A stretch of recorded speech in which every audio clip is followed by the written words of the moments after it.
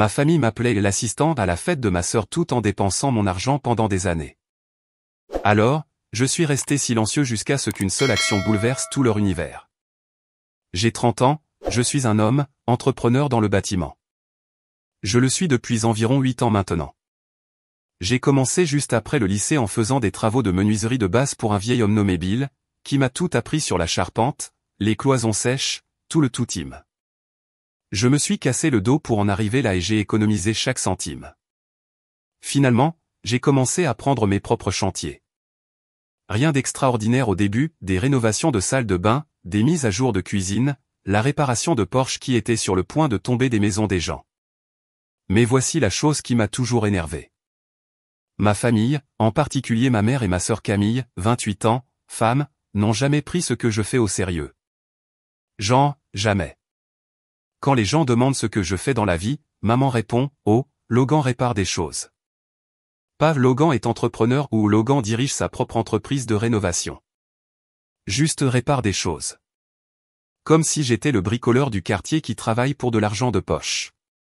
Camille travaille dans le marketing pour une compagnie d'assurance, est promue tous les 6 mois, le publie constamment sur LinkedIn, et agit comme si elle dirigeait Goldman Sachs ou quelque chose du genre. Ne vous méprenez pas, je suis sûr que son travail est bien, mais la façon dont ma famille en parle par rapport à mon travail, c'est le jour et la nuit. Camille mentionnera une présentation client qu'elle a faite, et maman dira « Oh, ma chérie, c'est merveilleux. Raconte-nous tout. » Pendant ce temps, je pourrais passer 3 mois à transformer le sous-sol désastreux de quelqu'un en une belle salle familiale, et la réponse de maman est « C'est bien, mon cher. Es-tu bien occupé ?» Mon père était en fait le pire à ce sujet avant son décès il y a 2 ans. Le cancer l'a eu, et ces derniers mois ont été durs pour tout le monde. Mais même quand il était malade, il faisait encore ses petites remarques sur le fait que je jouais avec des outils toute la journée et tandis que Camille avait une vraie carrière avec des avantages sociaux et un plan 401K. Je me souviens d'un dîner de Noël quand j'avais peut-être 25 ans.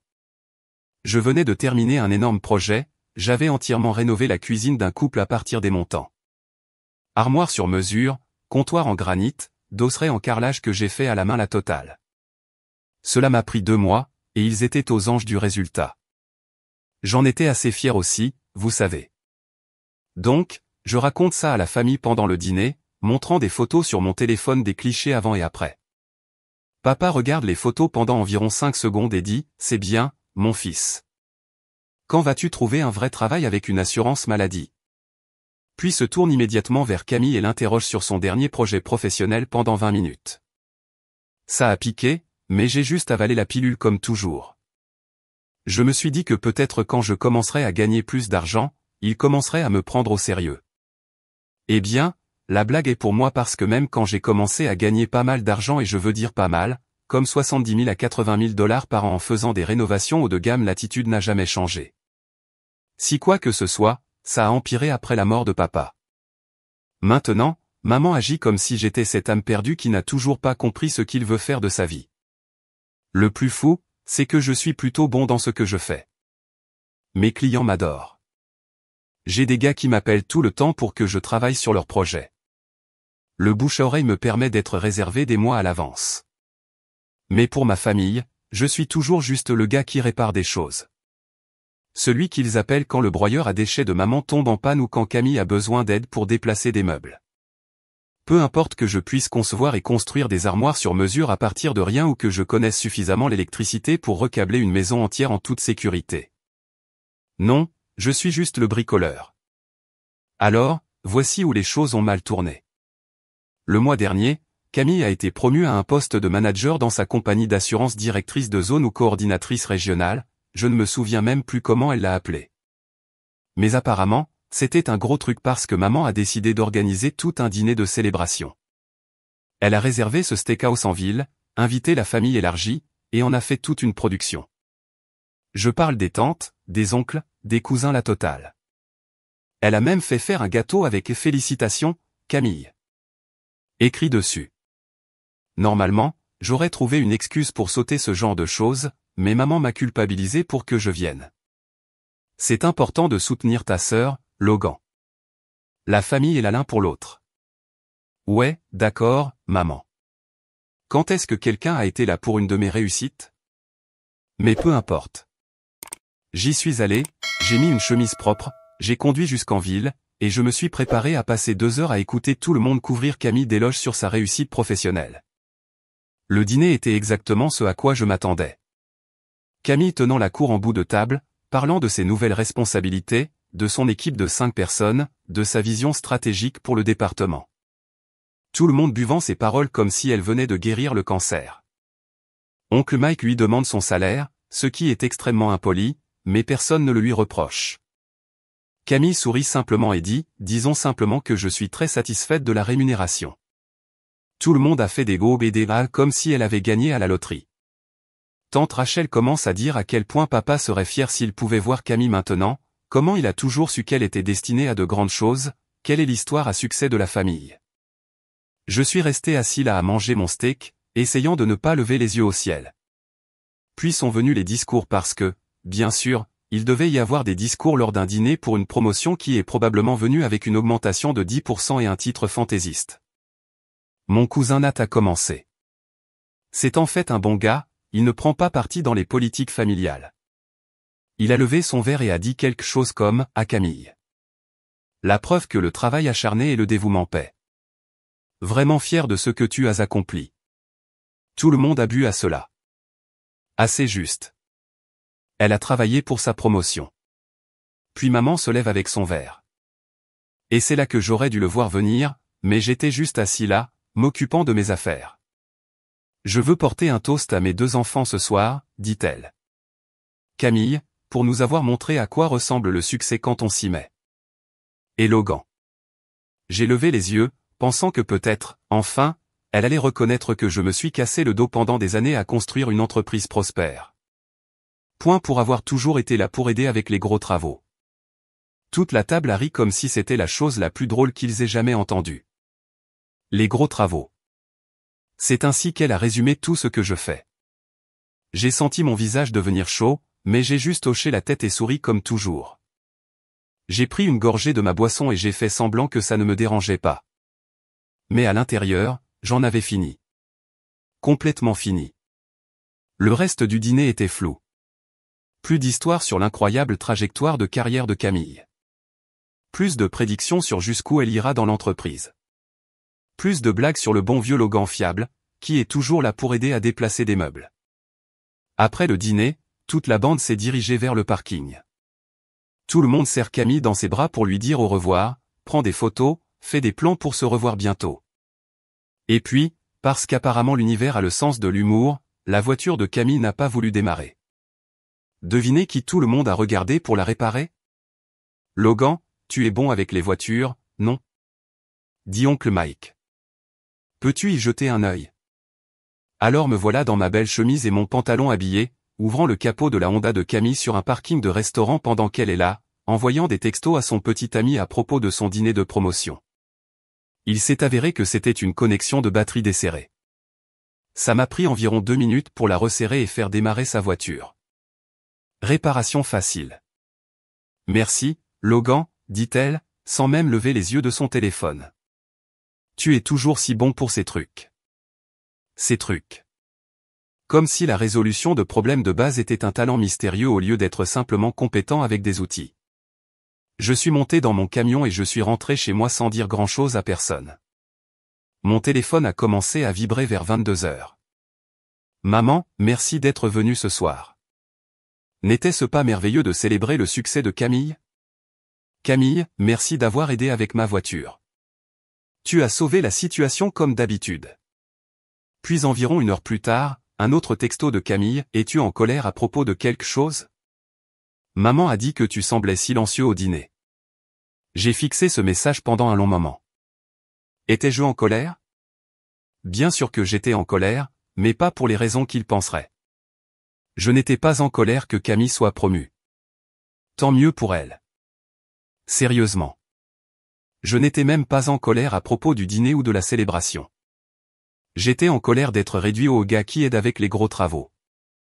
J'étais en colère d'avoir passé des années à construire une entreprise prospère et de voir ma propre mère la traiter comme un passe-temps. J'étais en colère d'être le solutionneur de problèmes attitrés de la famille tout en ne recevant aucune reconnaissance pour tout ce que j'avais accompli. Mais surtout, J'étais en colère contre moi-même d'avoir attendu quelque chose de différent. Je n'ai pas répondu ce soir-là ni le lendemain matin quand d'autres messages de maman sont arrivés. Logan, es-tu sérieusement en colère à cause du commentaire que j'ai fait au dîner? Ce n'était pas destiné à te blesser. Puis un autre, rappelle-moi.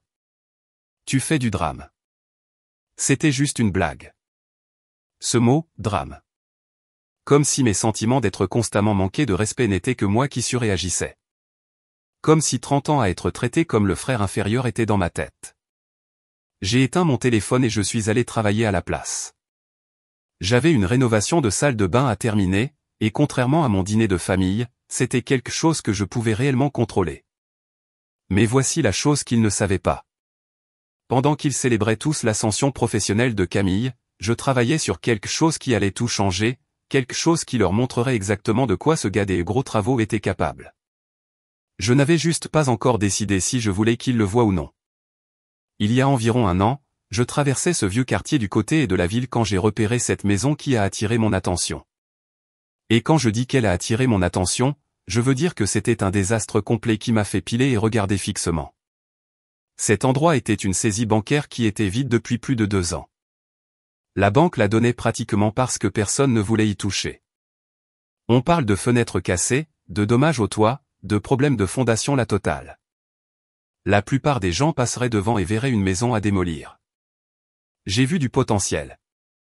Les fondations étaient bonnes, cependant. Construction des années 1950, solide, terrain de bonne taille dans un quartier qui commençait à se redresser. De jeunes familles s'installaient, quelques cafés ouvraient, ce genre de choses. Je savais que si quelqu'un y mettait du vrai travail, ça pourrait être quelque chose de spécial. Alors, j'ai commencé à faire des recherches sur la propriété. J'ai découvert que la banque demandait 85 000 $ pour une maison qui en vaudrait probablement 300 000 si elle était correctement rénovée. Le hic, c'est qu'elle avait besoin de tout, électricité, plomberie, CVC, revêtement de sol, tout ce que vous voulez. De plus, celui qui l'achèterait devrait s'occuper de la ville pour les violations de code et les permis. La plupart des entrepreneurs regarderaient un projet comme celui-là et s'enfuiraient. Trop de risques, trop de tracas, trop d'inconnus. Mais je faisais ça depuis assez longtemps pour savoir comment estimer les coûts et les délais. Plus important encore, j'économisais de l'argent depuis des années spécifiquement pour une opportunité comme celle-ci. Voyez-vous, pendant que Camille louait de nouvelles voitures et prenait des vacances, je vivais chichement et je mettais de côté tout ce que je pouvais. Je conduisais toujours mon vieux F-150, louais la même maison de base depuis 6 ans, et achetais tous mes vêtements chez Target. Mes amis me taquinaient sur le fait d'être radin, mais j'avais un plan. Je voulais acheter un endroit et le transformer exactement comme je le voulais. Pas un flip à vendre pour le profit, mais un endroit où je pourrais réellement vivre. Un endroit qui montrerait de quoi je suis vraiment capable quand je ne suis pas juste en train de rafistoler les problèmes des autres. Alors, j'ai fait une offre sur la saisie. La banque a accepté immédiatement, probablement n'arrivant pas à croire que quelqu'un était prêt à s'en débarrasser. J'ai conclu l'affaire 3 semaines plus tard et j'ai commencé à planifier la rénovation. Ça n'allait pas être un projet de guerrier du week-end. Je parle d'une démolition complète, la ramenant au montant et reconstruisant tout à partir de zéro, nouvelle électricité partout, toute nouvelle plomberie, remplacement du système CVC, remise à neuf des parquets d'origine, rénovation complète de la cuisine et de la salle de bain. J'ai pris du temps libre de mon travail de client et j'ai traité ça comme mon travail à plein temps. Debout à 6 heures tous les jours, travaillant jusqu'à la tombée de la nuit, week-end inclus. Certains jours, mes gars de l'équipe venaient m'aider avec les gros trucs, mais la plupart, je les fais moi-même. J'ai passé des semaines à rénover entièrement une maison délabrée, m'occupant de chaque système majeur comme un pro. J'ai recablé toute l'installation électrique pour qu'elle soit conforme au code, j'ai remplacé toute la vieille plomberie par des conduites PEX modernes, et je me suis assuré que chaque étape était validée par les inspecteurs de la ville. Dans toute la maison, j'ai installé des trucs de maison intelligente, thermostat programmable, éclairage automatisé, un système de sécurité la totale. Pas parce que j'avais besoin de toute cette technologie, mais parce que je voulais montrer que je pouvais le faire. Cela m'a pris 8 mois au total, en travaillant essentiellement à plein temps. Il y a eu des jours où je voulais abandonner, surtout quand je rencontrais des problèmes inattendus comme trouver plus de dommages structurels que prévu. Mais j'ai persévéré parce que ce n'était pas juste une maison, c'était la preuve de ce que je pouvais faire. Quand j'ai finalement terminé, l'endroit était incroyable, comme quelque chose que vous verriez dans un magazine. Chaque détail était exactement comme je le voulais. Chaque pièce se mariait parfaitement avec la suivante. J'avais pris cette épave condamnée et l'avais transformée en une maison de rêve. Et pendant tout ce temps, pas une seule personne de ma famille n'a demandé sur quoi je travaillais. Pas une seule fois maman ou Camille ne se sont demandé pourquoi je ne prenais pas autant de chantiers de clients ou ce que je faisais de tout mon temps. Elles ont juste supposé que je faisais les mêmes petits travaux de réparation que j'avais toujours fait, ce qui était parfait parce que je n'étais pas prêt à ce qu'elles le voient encore. C'était à moi, quelque chose qu'elles ne pouvaient pas minimiser, rejeter ou transformer en blague. Alors, j'ai emménagé et j'ai passé quelques semaines à simplement profiter de l'espace, me réveillant chaque matin dans une maison que j'avais construite de mes propres mains, cuisinant dans une cuisine que j'avais conçue exactement comme je la voulais, prenant des douches dans une salle de bain qui était meilleure que tout ce qu'on trouve dans les hôtels de luxe que Camille publie sur Instagram. C'est alors que j'ai décidé d'organiser une pendaison de crémaillère. Pas pour ma famille. Ils avaient eu plein d'occasions de montrer de l'intérêt pour mon travail. C'était pour les gens qui comprenaient vraiment, mes gars de l'équipe, d'anciens clients devenus amis, d'autres entrepreneurs avec qui j'avais travaillé au fil des ans, et mon cousin Nat, parce qu'il a toujours été cool et ne joue pas au jeu des politiques familiales. La fête était tout ce que je voulais qu'elle soit. De la bonne nourriture, des gens bien. Tout le monde était sincèrement impressionné par ce que j'avais accompli. Des gars prenaient des photos des boiseries, posaient des questions sur le plan électrique, voulaient savoir comment j'avais géré le calendrier. C'étaient des gens qui comprenaient ce qui entre dans un projet comme celui-ci, qui pouvaient apprécier la compétence, la planification et la quantité de travail qu'il a fallu pour le réaliser. Nat était époustouflé, il n'arrêtait pas de se promener en disant qu'il n'avait aucune idée que je pouvais faire un travail de ce niveau, prenant des photos de tout. Tu devrais poster certaines de ces photos, a-t-il dit. Les gens ont besoin de voir ce que tu peux faire. J'ai juste souri et lui ai dit que peut-être je le ferais. Mais honnêtement, j'appréciais juste d'avoir des gens autour de moi qui traitaient mon travail comme s'il avait de l'importance. Je ne savais pas que la grande bouche de Nat allait tout changer.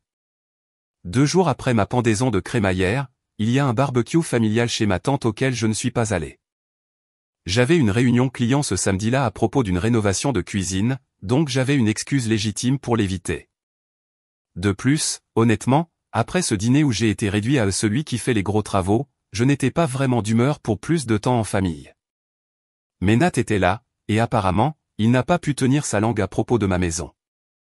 D'après ce que j'ai entendu plus tard, il montrait à tout le monde des photos de la fête et n'arrêtait pas de parler de l'incroyable rénovation. Vous devriez voir ce que Logan a fait avec cet endroit, disait-il à maman et Camille. C'est incroyable.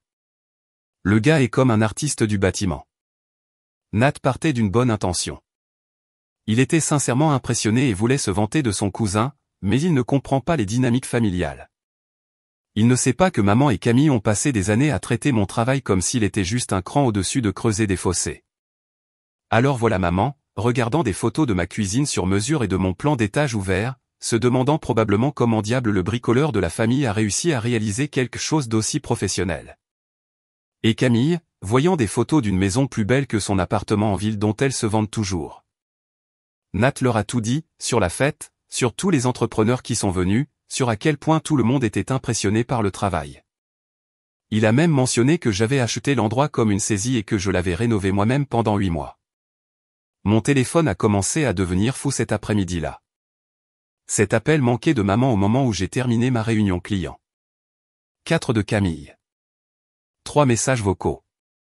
Je n'ai pas pris la peine de les écouter. Les textos ont commencé à arriver. Logan, rappelle-moi tout de suite. Pourquoi ne nous as-tu pas parlé de la maison? Nous venons la voir. Je n'arrive pas à croire que tu n'aies pas dit à ta propre mère que tu avais acheté une maison. J'ai tout ignoré. Je me suis arrêté chez Home Depot pour acheter du matériel pour mon prochain projet et j'ai laissé mon téléphone dans le camion pendant que je faisais mes courses. Je me suis dit que je m'occuperais du drame familial plus tard. Quand je suis rentré vers 18h, il y a la Camry argentée de maman garée dans mon allée. Elle et Camille sont sur mon Porsche comme si l'endroit leur appartenait. Logan, crie maman alors que je sors de mon camion. Nous attendons depuis 2 heures. Je prends mes sacs de Home Depot et je monte lentement. D'accord. Nat nous a montré des photos, dit Camille, se levant du perron. Cet endroit est incroyable. Pourquoi ne nous as-tu pas dit que tu avais acheté une maison?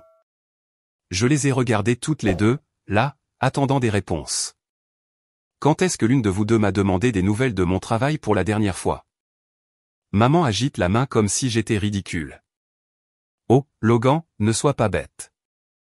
Nous te posons tout le temps des questions sur ton travail. Non, vous ne le faites pas. Vous demandez si je suis occupé. Vous demandez si je gagne assez d'argent pour m'en sortir. Vous ne demandez pas ce que je construis ou de quel projet je suis fier. Camille prend cet air impatient qu'elle a toujours quand les choses ne vont pas dans son sens. On peut voir l'intérieur. Nat a dit que tu l'avais entièrement rénové toi-même. Non. Elles m'ont toutes les deux regardé comme si je venais de leur annoncer que je rejoignais le cirque. Comment ça, non? Demande maman. Je veux dire que c'est ma maison, mon espace, et je ne vous ai pas invité ici. C'est là que la voix de Camille est devenue tranchante. Nous sommes de la famille, Logan. Tu ne peux pas simplement nous exclure comme ça. Regarde-moi faire. Maman commence à faire ce truc où elle se fait passer pour blessée et confuse. Logan, je ne comprends pas ce qui t'a pris. Nous voulons juste voir ce que tu as accompli. Nous sommes fiers de toi. Fiers de moi, maman? Il y a 3 jours, tu as porté un toast à moi en tant que gars qui aide avec les gros travaux. Tu as passé des années à traiter mon travail comme un passe-temps. Maintenant, soudainement, tu es fier? C'était juste une blague, Logan. Tu sais que je ne pensais rien de mal par là. Ouais, c'est toujours juste une blague. Chaque commentaire sur quand je vais trouver un vrai travail. Chaque fois que tu me présentes comme le gars qui répare des choses. Chaque réunion de famille où vous passez 2 heures à parler de la carrière de Camille et 30 secondes de la mienne. Tout ça, ce ne sont que des blagues, n'est-ce pas? Camille intervient. Tu fais du drame, Logan. Nous t'avons toujours soutenu. M'a soutenu, Camille. Quand m'as-tu demandé des nouvelles d'un projet sur lequel je travaillais pour la dernière fois? Quand as-tu montré le moindre intérêt pour ce que je fais au-delà du besoin de faire réparer quelque chose?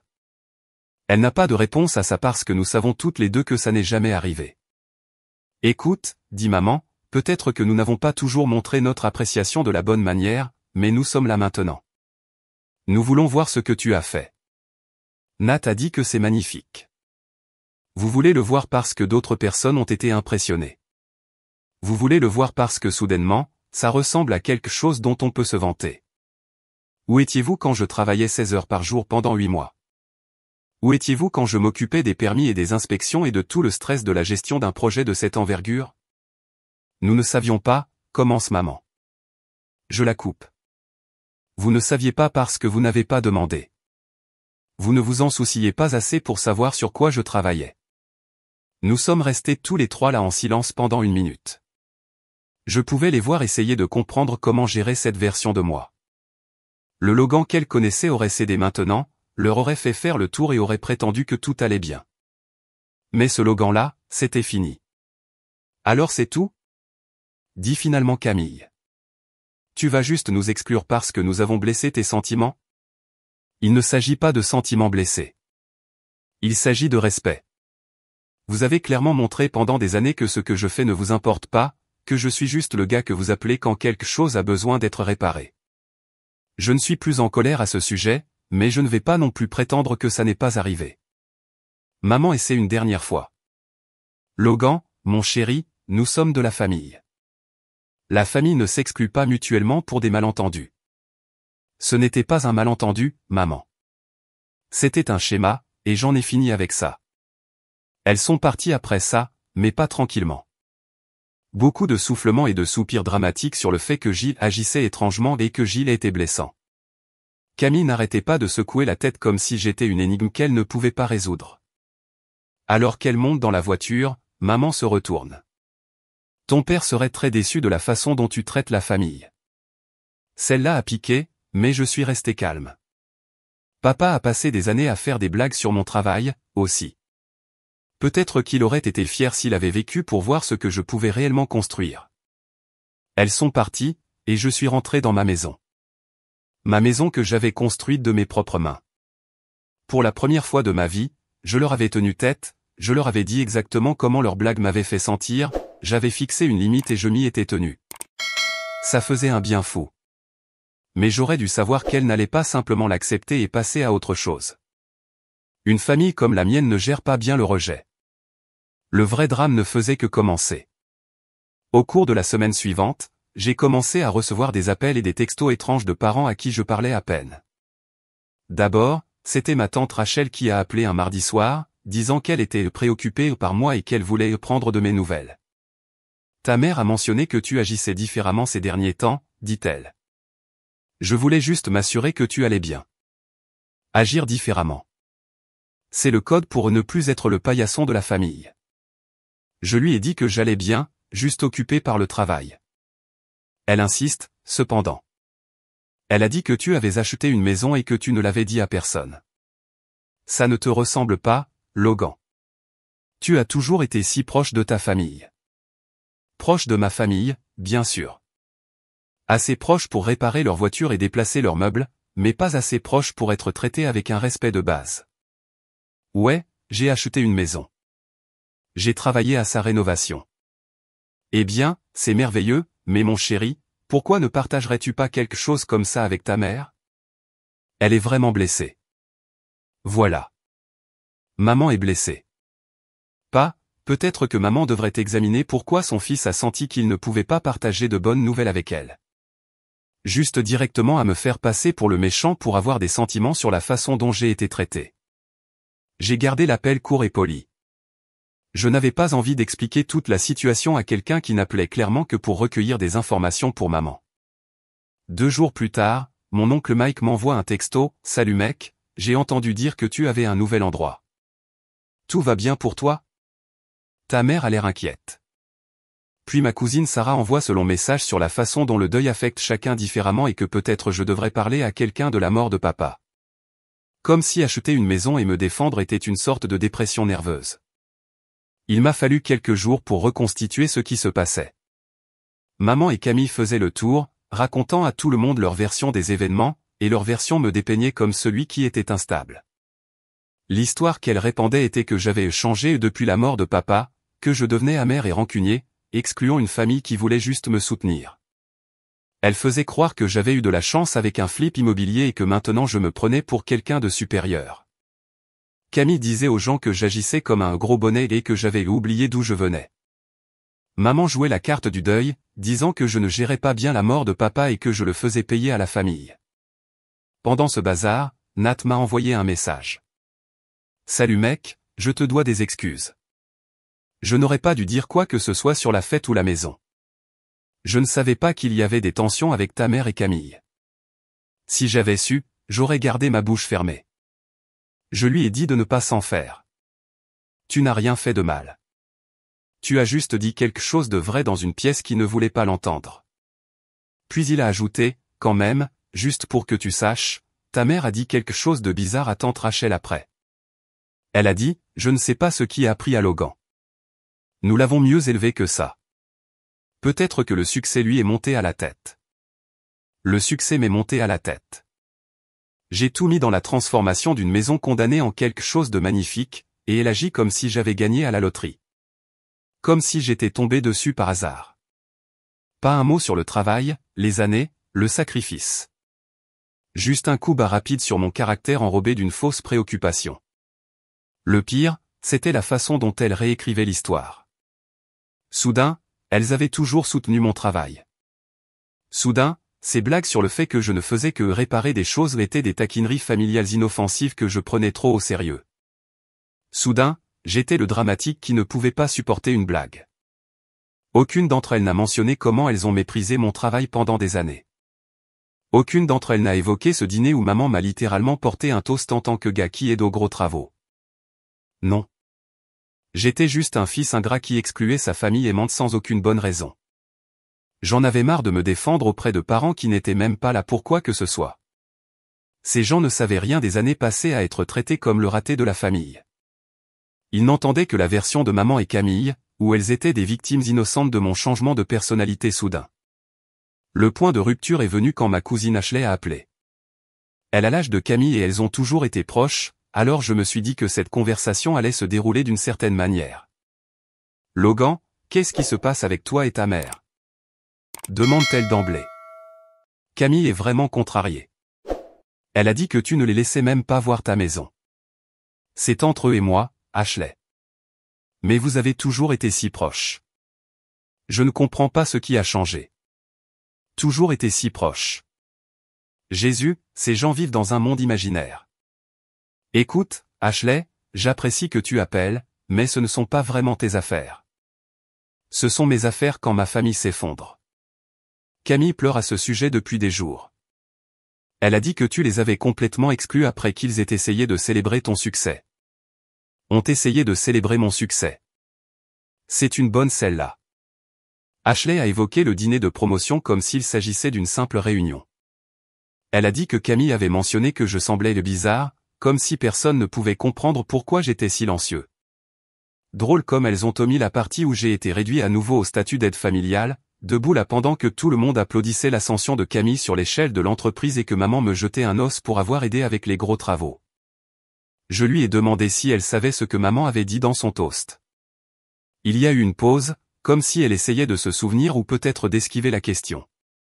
Je lui ai raconté comment maman avait porté un toast à Camille pour son grand succès, puis s'était tournée vers moi, avec un grand sourire, me remerciant d'avoir soulevé des chaises et aidé à l'installation devant tout le monde. Une autre pause. Elle a essayé d'adoucir les choses, de dire que c'était probablement juste une blague. Comme toutes les autres blagues sur le moment où j'obtiendrais un vrai travail ou quand il me présentait comme le gars qui répare des choses au lieu de dire que je dirige ma propre équipe et mon entreprise. Juste de l'humour familial inoffensif, n'est-ce pas? Ashley n'avait pas grand-chose à ajouter après ça. L'appel s'est terminé peu de temps après, mais je savais que cette conversation allait remonter jusqu'à maman et Camille.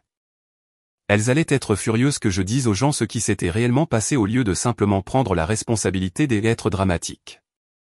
Effectivement, le lendemain, je reçois un long texto de Camille, je n'arrive pas à croire que tu racontes des mensonges sur notre famille aux gens. Ce que maman a dit au dîner n'était pas destiné à te blesser. Tu nous fais passer pour des monstres sans raison. Des mensonges. C'est comme ça qu'elle a appelé le fait que je dise la vérité sur la façon dont elle me traitait. C'est là que j'ai réalisé que j'en avais fini de jouer la défense.